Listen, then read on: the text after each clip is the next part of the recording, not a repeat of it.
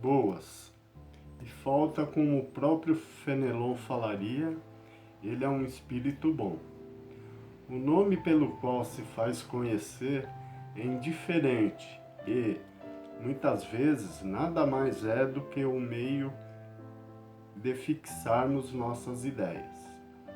O mesmo não ocorreria nas evocações íntimas, mas nessas, como dissemos, a identidade pode ser confirmada por provas de certa forma evidentes.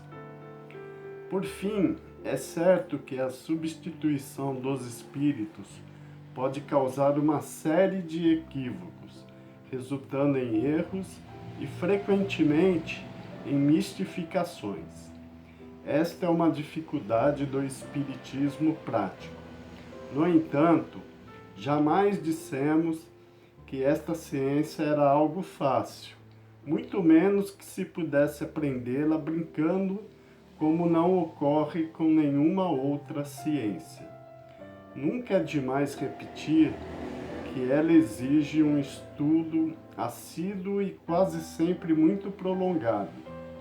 Uma vez que não se pode provocar os fatos, é preciso esperar que aconteçam por si mesmos. E muitas vezes os fatos são traduzidos por circunstâncias que menos se espera. Para o observador atento e paciente, os fatos são abundantes, pois descobre milhares de nuances características que são, para ele, raios de luz. O mesmo se dá com as ciências comuns. Enquanto o homem dotado de uma visão superficial só consegue ver numa flor uma forma bela, o homem sábio, por seu pensamento, nela descobre tesouros. 13.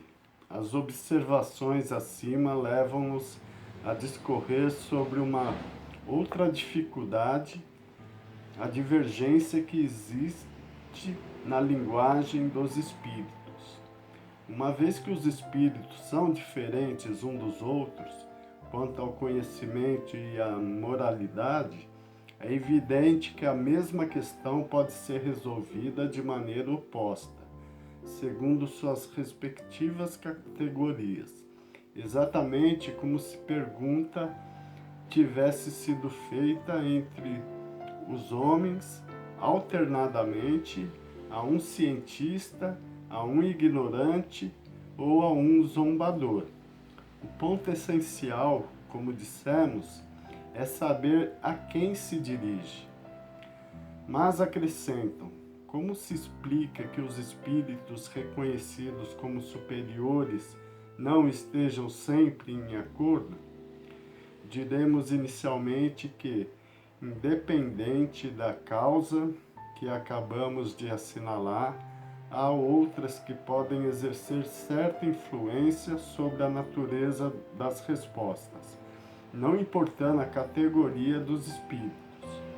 Este é um ponto capital, cujo estudo trará explicação. Por isso dizemos que esses estudos exigem uma atenção permanente, uma observação profunda e, principalmente, como em todas as outras ciências humanas, continuidade e perseverança. Vários anos são necessários para formar um médico de nível médio, 3/4 da vida para se formar um cientista, e há quem pretenda adquirir em algumas horas a ciência do infinito. Que ninguém, portanto, se iluda. O estudo do Espiritismo é imenso, abrange todas as questões da metafísica e da ordem social. É todo um mundo que se descortina à nossa frente. Deve-se espantar de que isso exija tempo e muito tempo para ser aprendido?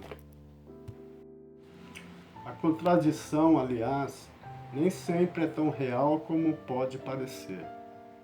Não vemos diariamente homens que professam a mesma ciência divergerem quanto à definição que dão uma coisa, seja porque empregam termos diferentes, seja porque a consideram sob um outro ponto de vista, embora a ideia fundamental sempre seja a mesma?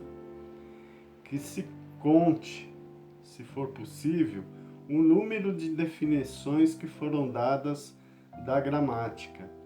Acrescentemos ainda que a forma da resposta muitas vezes depende da forma da questão.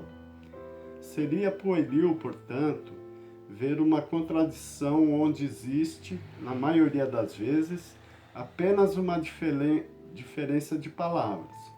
Os espíritos superiores não se preocupam nem um pouco com a forma. Para eles, a essência do pensamento é tudo. Tomemos, por exemplo, a definição de alma. Como essa palavra não tem um sentido único, os espíritos podem, como nós, divergir quanto à definição atribuída. Um poderá dizer que ela é o princípio da vida, outro chamá-la de centelha anímica.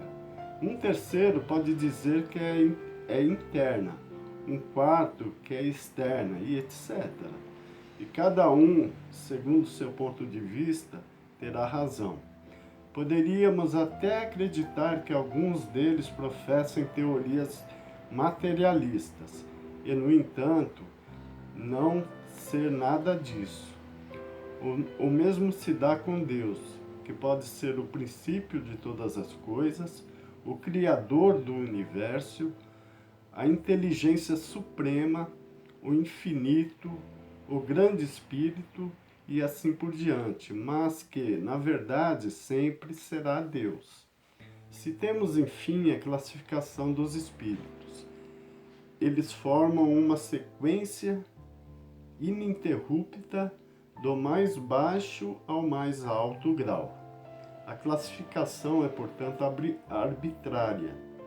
Há quem possa estabelecê-la em 3 classes, outros em 5, 10 ou 20, segundo a sua vontade, e isso não constituirá um erro. Todas as ciências humanas nos oferecem o mesmo exemplo. Cada cientista tem o seu sistema. Os sistemas mudam, mas a ciência não.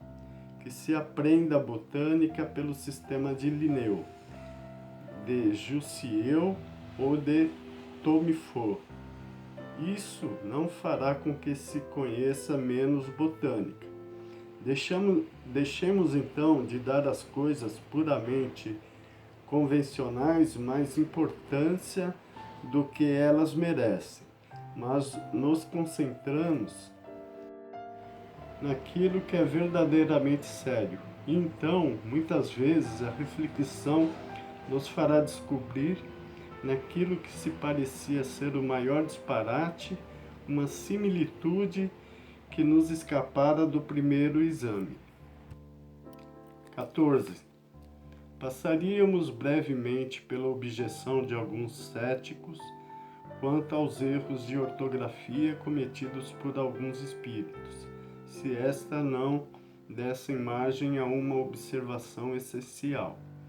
A ortografia dos espíritos, deve-se dizer, nem sempre é impecável, mas só a falta de argumento pode torná-lo objeto de uma crítica séria, sob a alegação de que, se os espíritos tudo sabem, eles devem saber ortografia. Poderíamos lhes confrontar os numerosos pecados desse gênero cometidos por mais de um sábio da terra, o que não lhes diminui em nada o mérito. Há, entretanto, uma questão mais séria nesse fato. Para os espíritos, e sobretudo para os espíritos superiores, a ideia é tudo, a forma não é nada. Uma vez livres da matéria, a linguagem usada entre eles é rápida como o pensamento, pois é o próprio pensamento que se comunica sem intermediário. Assim, eles devem sentir-se constrangidos quando, para se comunicarem conosco, são obrigados a utilizar formas longas e complicadas da linguagem humana, tendo dificuldade para expressar suas ideias, principalmente devido à insuficiência e à imperfeição dessa linguagem. É curioso também ver os meios de que, muitas vezes, eles se valem para atenuar esse inconveniente. Aconteceria o mesmo conosco se tivéssemos de nos expressar num idioma mais extenso em palavras e estruturas e mais pobre em expressões do que aquele por nós utilizado. É a dificuldade que o homem talentoso experimenta, impacientando-se com a lentidão de sua pena, sempre atrasada em relação ao seu pensamento. Após essas observações, entende-se que os espíritos deem pouca importância à banalidade da ortografia, principalmente quando se trata de um ensinamento mais sério e importante. Além disso, já não é maravilhoso que eles possam expressar-se indiferentemente em qualquer língua e que compreendam todas elas? Disso não se deve concluir, entretanto, que a correção convencional da linguagem lhes seja desconhecida. Eles a observam quando necessário. É assim, por exemplo, que a poesia ditada por eles muitas vezes desafia a crítica do mais meticuloso purista. E isso apesar da ignorância do médium. 15. Há ainda pessoas que veem perigo em toda parte, e em tudo o que desconhecem. Não deixam de tirar uma conclusão desfavorável a esse respeito, pelo fato de alguns que se dedicaram a esses estudos terem perdido a razão. Como podem homens sensatos verem nesse fato uma objeção séria? Não ocorre o mesmo com todas as preocupações intelectuais sobre o cérebro frágil. Sabe-se o número de loucos e maníacos produzidos por estudos matemáticos, médicos, musicais, filosóficos e outros? Deve-se, por essa razão, banir tais estudos? O que isso prova? Com os trabalhos corporais, estropiam-se os braços e as pernas, que são os instrumentos de ação material. Com os trabalhos intelectuais, estropia-se o cérebro, que é o instrumento do pensamento. Mas se o instrumento se quebra, o mesmo não acontece com o espírito, ele se mantém intacto. E quando se liberta da matéria, continua a usufruir da plenitude de suas faculdades. No seu modo de ser, ele é, enquanto homem, um mártir do trabalho.